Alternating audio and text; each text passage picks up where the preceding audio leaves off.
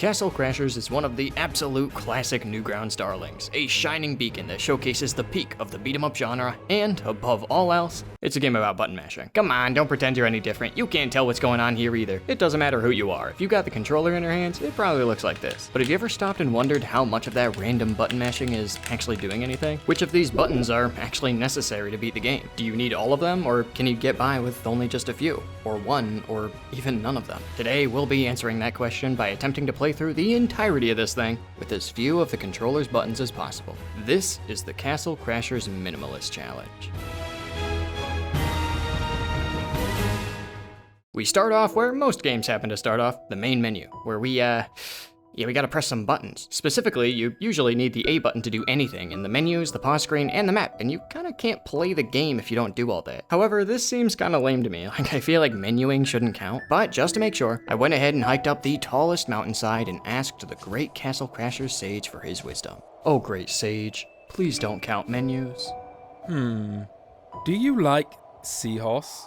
What? Seahorse? You mean that guy? Yeah, that guy. I mean, I don't know, he's like kinda cool, I guess. Or, I mean, no, not really, not particularly, no. Oh yeah, you're good, man. Menuing doesn't count. Oh wait, really? Sweet. Thanks, Mr. Sage. And so, after guiltlessly making our way through the menus and selecting the objective best night, we can officially start the challenge, with all of the buttons on my controller initially banned from use. This means that the only thing we're allowed to do is the only thing that's not controlled by a button, walking around. Luckily, this is actually all we need to make it past the first couple seconds of the level. Yeah, now we got some enemies to deal with. Much to the dismay of a man who can only walk, you can't just walk past these guys. In classic beat-em-up fashion, every wave of enemies, including this first one, needs to be completely cleared out before the game gives you the okay to move on. This means that we're gonna have to find some way to attack these dudes without any of our attacks. And despite the fact that this sounds completely ridiculous, it actually is possible to hit these guys. All we gotta do is spawn them, backtrack to the staircase, bait one of them into following you up and swinging at you, fall off the sledge as he's attacking to get hit while airborne, which generates enough knockback to turn you into a projectile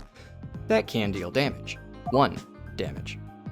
Out of 150. Yeah, this ain't gonna work. Even if I had enough health to get hit that much, I'd die of old age before killing these dudes. At the end of the day, getting past this first wave of enemies without allowing at least one of our buttons just doesn't seem possible. At least, not without the help of my friend Chicken Ninja. Hey Chicken Ninja, can I come in? No. What? But I need some Castle Crashers help, just let me in a sec. Go away. Okay, Chicken, I'm coming in. What? No. Get out of my room. I'm busy. You're not busy, you're just playing FNAF. I'm recording a video. Just come help. No, get someone else to help you. Chicken, man, you've been playing this game for months now. You could definitely use a break. No, I don't wanna. It'll take a second, just get up. No.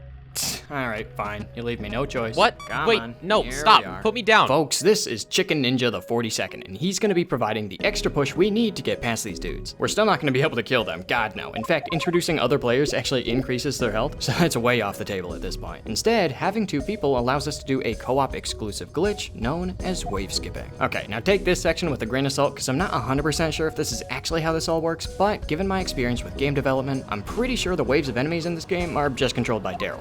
You know, the camera guy. Usually, this guy's job is just to keep the camera focused on you, following your horizontal movement in order to keep you right in the center. But when the camera reaches a certain marker in the level, where a wave of enemies spawns, Daryl will lock the camera's position in a specific spot, with the borders keeping you in the fight like a cage. From there, once Daryl sees that you've completely cleared the wave, he'll unlock the camera's position and continue following you, until it reaches the next wave where the cycle repeats. Since we've established that we aren't killing enemies, we have to somehow find a way to trick Daryl into missing his marker, and avoid locking the camera entirely. But Daryl's been kind of on top of it recently, so there's usually no way to do this. But luckily, Daryl's also an idiot, and introducing a second player on the screen complicates the camera a ton, making Daryl's job way harder on him. In particular, he can no longer follow just one of the players. Instead, he has to follow the midpoint between the two, and he has to zoom the camera in and out depending on the distance between them to keep both players on screen. And it's this process of zooming that we're able to take advantage of. If we position ourselves right at the edge of a wave and start moving away from each other, we can have Daryl both move the camera right and zoom it out at the same time. And since Daryl's stupid idiot brain is too focused on his camera work, he doesn't even realize that doing this moves the camera's edge past his marker, completely skipping the camera lock and allowing us to waltz right on past while ignoring the enemies entirely. And so, with this wave skipping technique under our belt, we're able to just walk straight through the entire level, where we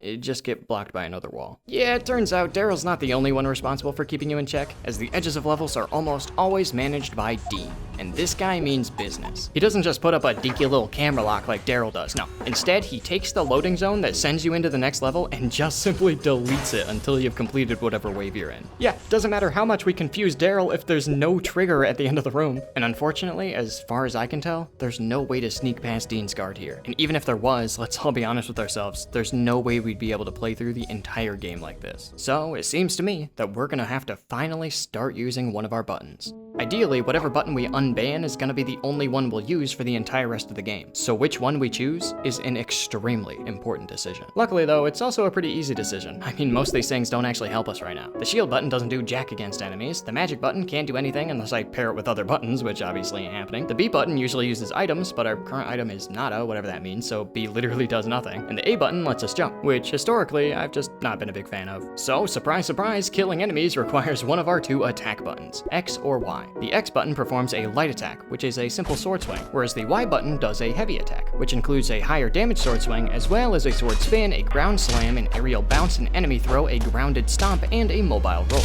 So, yeah, Y button it is.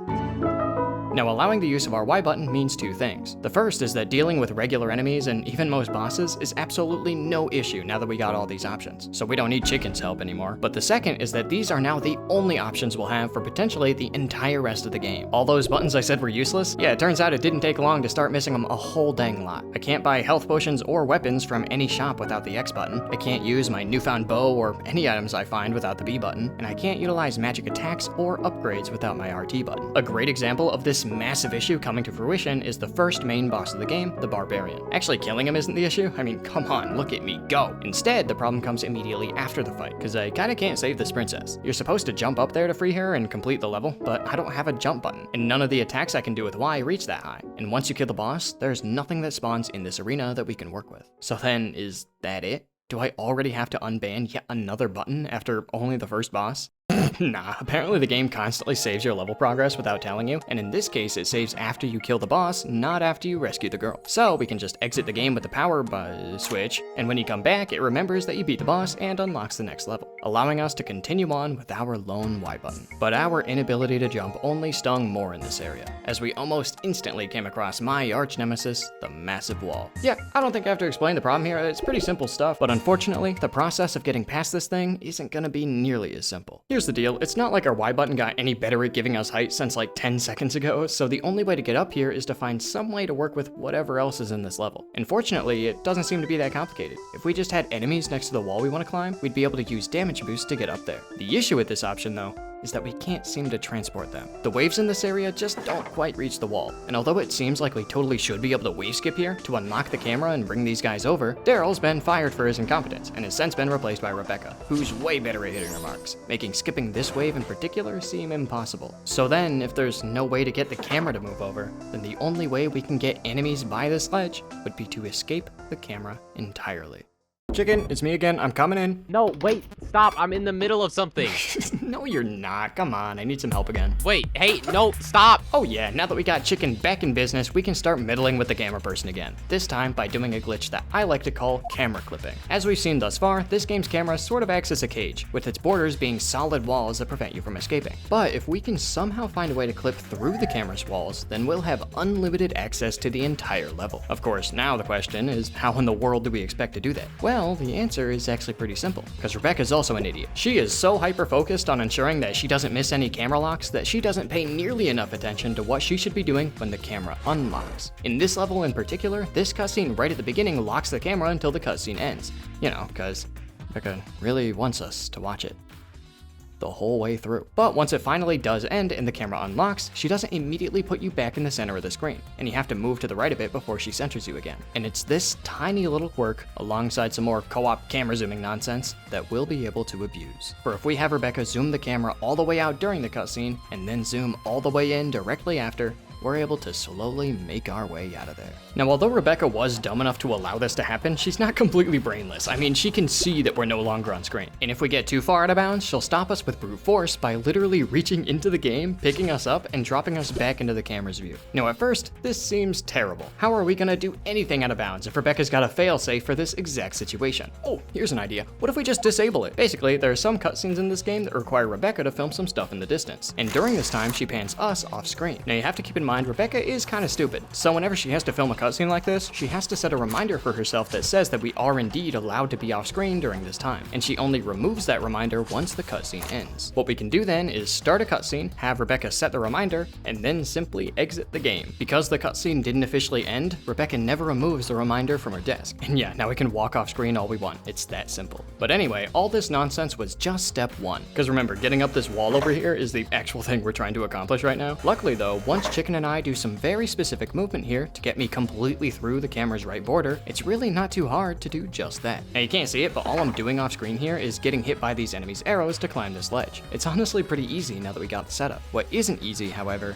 is the step after that. See, although I've made it up and over this ledge, Chicken has not. In fact, since we can't both clip through the camera's right border at the same time, there's simply no way for him to get up here with me. The only thing he can do is end the current wave by killing all the enemies. But all that does is allow Rebecca time to fix the camera and put me back on screen, at which point we just get completely stuck. This all means that we have to keep the camera exactly where it is, and I have to trek forth into the level entirely on my own, without being able to see a single dang thing. Luckily, I'm for some reason used to this, and there are a variety of different audio and visual cues that I can use to navigate the level blind. Firstly, if Chicken kills all but one enemy, then that last guy will aggro towards me. So I can use his vertical position to determine my own relative vertical position, which allows me to line up the exact path I want to go on. And once I'm lined up, I simply hold right until I hear this sound. Like this guy is saying, I just picked up a weapon. Specifically, I picked up the secret weapon hidden away in this corner, which is conveniently right next to a wall that I need to destroy. So now that I've picked this thing up, I know exactly where I am in the level, which allows me to do a quick sequence of normalized inputs that puts me right next to the wall. From there, I use my precious Y button to smack it down, listening for when it stops making wall breaking noises, so I know when I can continue to the right. And now is when things get difficult. See, although I am on the home stretch towards the end of the level, just getting there isn't going to do anything, because as we've learned in the first level, Dean doesn't activate the loading zone if you're still in an enemy wave. So if we just keep holding right here, we'll whiz straight past the end of the level and continue on into no man's land for eternity. Obviously, that's not very helpful, so we're gonna have to kill this enemy and end the current wave if we want Dean to let us out of here. But if we do so right now, then Rebecca will try moving the camera to the midpoint between me and Chicken, which is gonna end up spawning a new wave in the middle of goddamn nowhere, exacerbating our problem even further. This all means that our only option is for me to first position myself right on top of the end level trigger before Chicken kills the last guy, which theoretically should force Dean to briefly allow us to exit before any new waves spawn in. But with no sort of audio cues in this area, how in the world am I gonna precisely position myself on top of the end level trigger while completely blind? The answer is trigonometry. You know, obviously. Here's the deal. Although the camera's horizontal position is currently locked by the wave, its vertical position actually isn't. Rebecca's still trying to follow the midpoint in between us, which can cause some weird looking things to happen. But more importantly, we can use this fact to determine my exact horizontal position based on the camera's current vertical position. In other words, some triangles. And so once the camera reaches this exact point, Chicken can finally end the first wave. And so long as I did everything perfectly, this should happen. Whoa! There we go. Jeez, finally. And that's how we can get past this one tiny wall with only the Y button. Of course, the game's not gonna let up after that, because this next level is also a doozy. The main goal here is not to kill anything, but rather to ride one of these deer and dodge a bunch of obstacles for a certain period of time. And about half of those obstacles require you to jump. Oh boy, that's my favorite! Technically, you don't have to jump over them. Getting hit by them also does the job, but we can only take so many hits before we just die. And this is a long stinking level. Chicken ain't gonna help us here, so we're tossing him aside again, and instead, we're gonna rely on a bit of an unlikely helper, lag. By opening up Castle Crashers alongside 18 other windows on my computer, I'm able to get the game looking like a piece of garbage. And as it turns out, if the game lags in just the right way as the level loads, then the deer we're supposed to ride simply won't spawn. But if we're supposed to ride one of these guys throughout this entire level, then what happens if they don't show up? Oh, that's what happens. The level literally just beats itself. That's pretty cool. But you wanna know what's not cool? The level immediately after, this place sucks so unbelievably bad. The very beginning just plops you straight into some water, and when you're swimming, you can do nothing else. It's not just that the Y button doesn't do anything, almost none of the buttons do anything. The only thing that you are able to do is, what else but freaking jump. And unlike last level, it's not like all we have to do is survive, we also gotta kill some dudes. And also unlike last level, there's no way to just skip the whole thing. So then what can we do? There's no way for us to get on top of the floating debris, either with the height in the beginning of the level or by damage boosting. There's no way to damage these specific enemies by flinging ourselves at them. And as far as I could find, there are no other sources of either height or damage that we currently have access to with only our Y button. But despite all that, there is one thing that we do have access to. One thing that might just be what we need. This is water walking, a glitch that I happened across completely by accident. Now, I've got no clue how or why this one works, so I'm just gonna blame Daryl for it. Come on, Daryl, do better. My best guess is that when you land in water, the transition from falling to swimming wasn't quite made right. So there's a tiny window in between where the player is considered to be grounded. And so if you press a button, like, I don't know, Y for example, then you're able to perform that grounded action while standing on the water. And from there, so long as you keep mashing the Y button, you'll be able to continuously buffer attacks and stay out of the water forever. However, although this seems like the exact thing that we were looking for, it has two crucial flaws. Number one, and number two, although I did for some reason call this trick water walking, we can't actually walk or move at all. If we ever stop pressing the Y button, then we just go right back into swimming, at which point we can't reactivate the glitch again. However, just standing completely still isn't ideal either, because there's like, enemies and stuff that we have to not get hit by. This all means that we have to find some location on the screen that we can safely stand in throughout the entire course of the level. And this actually isn't as hard as you might think it is. Most of the obstacles here are enemies and rocks, but enemies aren't a problem thanks to the fact that I'm constantly mashing the kill enemies button at all times, and the rocks only spawn in the middle of the screen, which makes the outer edges pretty safe. The issue now, however, is actually getting to the edges. See, the only time we can activate the water walk is at the beginning of the level, because that's the only time we're actually airborne. But we can only move a little bit when we're falling here, and at first it doesn't seem like even close to enough to get where we need to be. Somehow we need to find a way to cover more distance as we're falling, and for that I had a couple of ideas.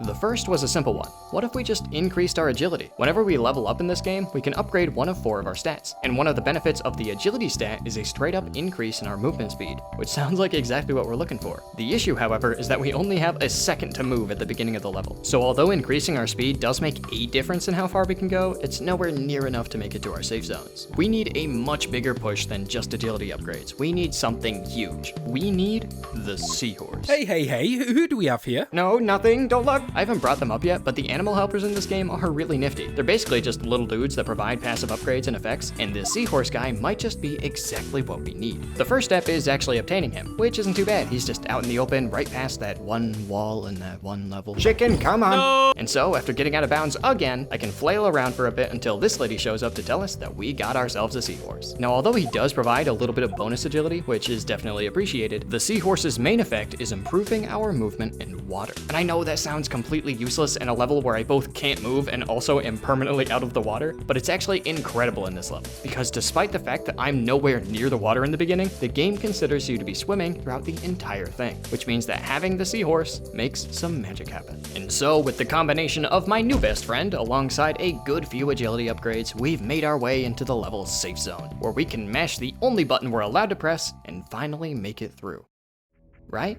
Well, it turns out the rocks and enemies aren't the only things we have to worry about here. Instead, the actual problem is the sharks. These guys are invincible enemies that swipe across the screen in the exact same pattern every time. And unfortunately for us, that pattern covers the entire screen, meaning there's technically no safe space. And the worst part is that in our current position, the very last shark that's able to hit us out of our water walk spawns right before the last enemies that we have to kill to complete the level. One single shark is keeping us from moving on. But even though it seems like we've exhausted every single little trick that we can take advantage of in this level, there's still one thing left that we might be able to rely on. Pure dang luck. Not gonna lie, I'm completely lost on this one. Turns out sometimes you're just immune to taking knockback from certain hits, and so if you get ungodly lucky, this shark will just pass straight on through you, allowing us to kill the last 2 enemies and start the real challenge of this area, the catfish boss. and this guy doesn't much care for our safe space. Now luckily, the game saves a checkpoint once the catfish spawns, which not only means we don't have to redo the level portion of this area, but we're also able to reposition our water walk location just before the fight. But unluckily,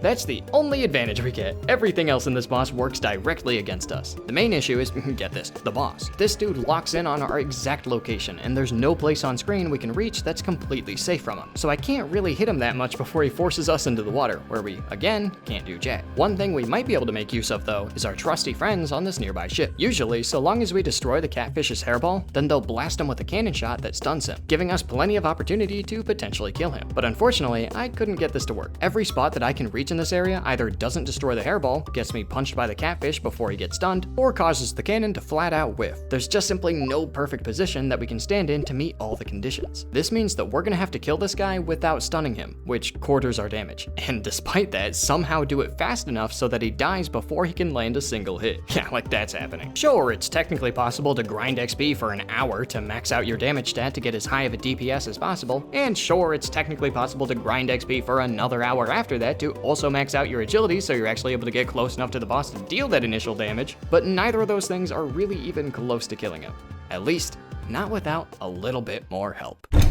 Now, like I mentioned earlier, introducing more players just increases the health of enemies, so although Chicken and I could both try attacking the catfish to theoretically deal twice as much damage, it wouldn't actually make a difference. Instead, I need Chicken to be my bait. Now that my agility is high enough to get into a good position to deal damage, the only real issue with this fight is that I can't avoid taking damage on my own. But if there's an enticing enough chicken swimming around away from me, then we can bait the catfish into attacking him instead, which can keep me safe for much longer than usual. This won't work forever though. Which player the catfish decides to go for seems to be randomly determined, which makes it extremely likely for him to punch me before I'm actually able to kill him. But hey, that doesn't matter to me, for as long as we at least get the boss down to half health, he'll start doing this attack, which we can bait towards the ship in order to deal a tiny bit of chip damage at a time. So then, with a bit of patience and a whole bunch of swimming, we can finally take down the catfish, send Chicken back into his room permanently, see you buddy, and leave this godforsaken water level once and for all. And let me tell you, these next few levels were a huge breath of fresh air, as there really wasn't much that got in our way. This catapult at the beginning of the next area was a bit scary at first, but it really wasn't a threat at all. Turns out, our roll actually gives you just enough height to mount things, which includes the catapult. And although the game really wants us to press X here to launch out of it, there's actually a pretty cool trick here called pressing Y that you can do instead. And this carriage boss fight soon after is in a pretty similar boat. At first, it seems like we can't deal damage to this guy. You can't walk off the edge here without jumping, and we don't have access to any projectiles with only the Y button. But the thing is, we actually do have a projectile.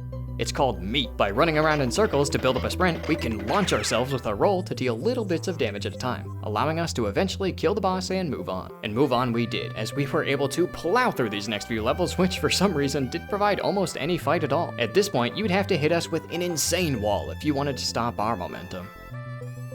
Oh. Yeah, so this is a disaster. This part of the game is what usually introduces us to sandwiches, which give you a temporary beef boost that allows us to destroy these two walls. Yeah, that's right, there's actually two walls. The issue is that the only way to eat the sandwiches is by pressing the B button, which is, in fact, not the Y button. And as far as I know, there's no way to get past either of these things without sandwiches, let alone both of them, and let alone with only one button. So then, is that it? Are we finally throwing in the towel and allowing a second button after all this time? Well, we might not have to. See, completing these levels up here doesn't actually make progress in the map. Instead, they just give us some items. Items that normally unlock the ship level down here, near the beginning of the game. This means that if we were able to somehow get to that ship level without the items, then we could completely skip not only the levels that require sandwiches, but also almost every single level that we've done up to now. And the way we're gonna do it is with the character unlock skip. Now before we get too crazy, we gotta first do the setup for this trick, which, you won't believe this, involves unlocking a character. The problem with that is that we've kinda already inadvertently unlocked most of the characters that we have access to, which means we're gonna have to hit the old reset button, which is indeed why, and start right back at the beginning. Now the character unlock that we're interested in is actually the very first, the Grey Knight, which is unlocked by beating up the Barbarian boss. However, as we've already been over, this level is a bit of an issue, as there's kinda no way to properly end it. Exiting the game like we did last time places us right at the start of the map, which makes the trick not work. And although we could also exit to the map using the pause screen, it not only uses the pause button, but it, for some reason, also makes the trick not work. This means that we gotta right our wrong from last time and figure out how to actually save the princess. But how are we gonna do that? We've already tested every attack we can do with the Y button, haven't we? Well, not quite.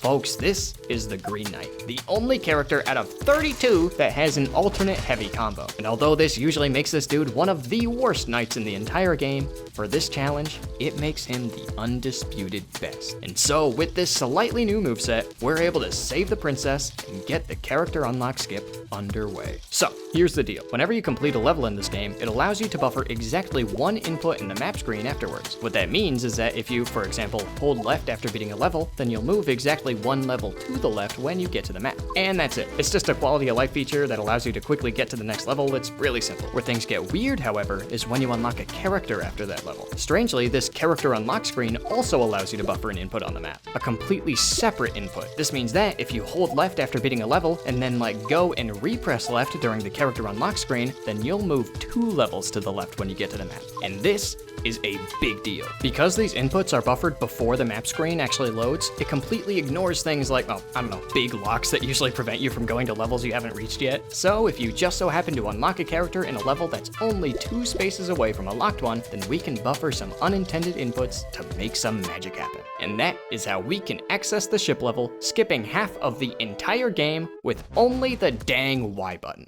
But of course, things are only gonna get harder from here. See, although skipping half the game sounds great on paper, it also means that we've skipped half the game's worth of XP. So we are criminally underleveled for this point in the game, making it way harder. Combine that with the fact that I only have one button, and I'm forced into playing the dude with the worst version of that button, and we're not gonna be having a fun time. Luckily, nothing here is actually impossible, meaning all I had to do was get stinking good. And hey, if you're interested in seeing all the strats and setups that I used for these parts, then you can check out the proof video on my second channel. It's got the uncut footage of all these levels and even some alternative strats, so check it out if you want. In the meantime, Past Me finally got good at the video game, allowing us to make it past the pirate ship and desert levels and landing us in the alien ship, which, might be a bit of a problem. Yeah, I mean, there's no other way to put it. I'm in jail, and I hate to say it, but escaping this place might not really be doable. Usually, we're supposed to shoot this control panel thing with our bow, which deactivates the lasers and allows us to continue, but without the B button necessary to do that, we don't have a lot of other options. Every other thing that's capable of hitting this panel requires a button other than Y, and the only way to get through the lasers without deactivating them involves a button that isn't Y. In other words, plainly and simply,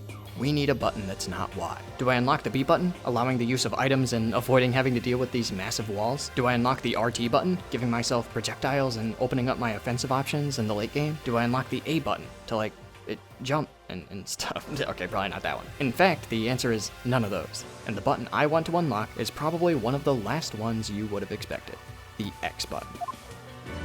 This thing, as I mentioned way back when we unlocked the Y button, is nowhere near as useful as the Y button, and I feel like this part in particular was a pretty good way of showing that. But although the X button on its own is certainly one of the worst, when combined with the Y button, we can do some pretty sweet stuff. Oh yeah, having both of our attack buttons in our disposal now multiplies our options like crazy. And one of those new options, the uppercut, can not only give us a jump replacement, but also has just a big enough hitbox to destroy this panel and bust us out of here. And now that I've been freed from prison with 2 buttons unlocked, we can pretty much play through this game normally. We got a couple normal levels with no roadblocks or anything, so I of course used the alien character unlocked from the ship to enter this locked level and skip over them all. The levels after that just have some, regular enemies and stuff, and so I obviously backtracked all the way to the first arena, completing it to unlock another character that I used to prematurely enter New Game Plus, which gives us premature access to the Insane Store, in which I used my newly unlocked X button to buy an endgame pet that helped me out a bit, and then we just had a pretty standard boss to kill. And I don't think I have to explain this one too in depth. I just used my classic boss strategy, which involves abusing the fact that our roll attack for some reason has a lingering active hitbox at this specific position in this specific boss fight that I can bait him near and use to insta-kill him. That's my classic strat. But all of our shenanigans come to a screeching halt after this fight, because much like with the sandwich situation, doing this level didn't progress us on the map, and instead just gave us an item that we need to use to get past another massive dang wall. You get the drill, we don't have a B button, so making it past this thing at first seems obviously impossible. But what we do have is an X and Y button. And so after grinding XP for 2 hours to max out my magic stat of all things, we can unlock a new combo move, the drill. And with the only 2 buttons that we're actually allowed to use, we can literally make some magic happen. And from there, we marched through these last few levels, coming across very few walls capable of blocking our path, utilizing our only 2 attack buttons despite all the temptations, and finally reaching the final boss gauntlet. And although fighting all these guys without healing, without magic, without shielding, without items, and without jumping was certainly a challenge in its own right, the fact that we've even made it here with all those restrictions should be enough to prove that we're a-okay without them. And so we can finally answer the question, what does it take to beat Castle Crashers? Well, turns out, it takes a little bit of ingenuity, a hefty amount of patience, a couple friends along the way, and just 2 buttons.